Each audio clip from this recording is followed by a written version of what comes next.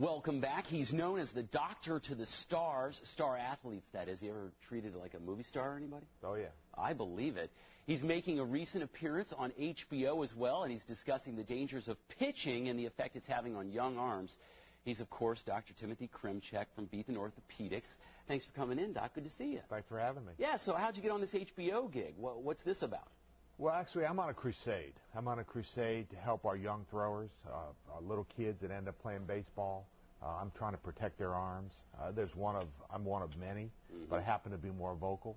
And HBO picked up on it, the number of surgeries we were doing on our young pitchers, Tommy John surgeries on our young pitchers. And they were very interested in how we're trying to prevent this. And this has become bigger and bigger and bigger as baseball is very, very popular, especially select baseball with our youngsters. Is this something that we did for a while we just didn't realize was a mistake, try to teach kids to throw curves too young? I don't think there's any question. And the problem is we didn't teach them the right way. You know, we taught them how to throw curveballs, but it was mom or dad teaching them how to do it. I see. And then you're the best player playing on a select team. And over the last 10, 15 years, select baseball, we've got youngsters that are 10, 11, 12 years old playing over 100 games of baseball a year. Oh, yeah. And your best players are going to pitch, and as it gets to playoff time, that's when they get hurt. And so we're trying to educate the public, educate the parents, educate the coaches in the leagues. And slowly but surely it's working. What's the right age to start throwing curves? Usually when you start to shave, a little boy. Oh, yeah? Usually little girls don't shave. When you start to shave, about 13. Okay.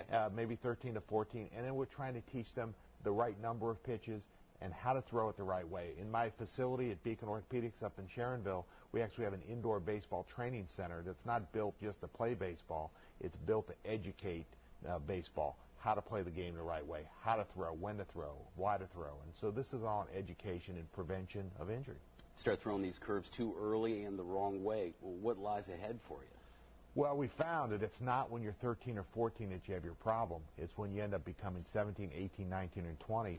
And I've had the opportunity to deal with a lot of professional baseball players, not only with the Reds but other teams. And these are kids that started to throw these balls, breaking balls, knuckle balls, curveballs, sliders at age 8, 9 years old and throw way too much. Those are the ones that have Tommy John surgery and shoulder problems. Oh, and that's just vicious how it kind of hides itself for a while and then pops back up probably when you're getting really competitive. Nothing worse than seeing a youngster baseball player loves to play the game and just see the tears in their eyes when they have to undergo an operation and their career at a very young age might be in jeopardy. So it's working. The word's getting out there. People want to learn. People want to understand it. I guess my position with being with the Cincinnati Reds has been very, very helpful, and the Reds are very supportive of this also, as is Major League Baseball. You know, when I was 7 years old, I played on a knot-hole baseball team in Mount Adams, and Johnny Bench lived in a condo above the field, and he offered to astroturf the field for the team, and he didn't realize, bless his heart was in the right place, but they said, Mr. Bench, that's probably not good for the young people's knees to be playing on astroturf when they're 6, 7, 8 years old. Kind of the same thing. How neat would it have been to live or play right behind Johnny Bench? Yeah, I mean, he was my idol when I was growing up. No doubt about it. And Pete Rose, and no question. And you know, it's funny because all the ex-players that I run into, and I see them all the time at the ballpark, they come to my office, they all want to be helpful in this. They all understand the problem. They've all seen it as they grew up and were playing.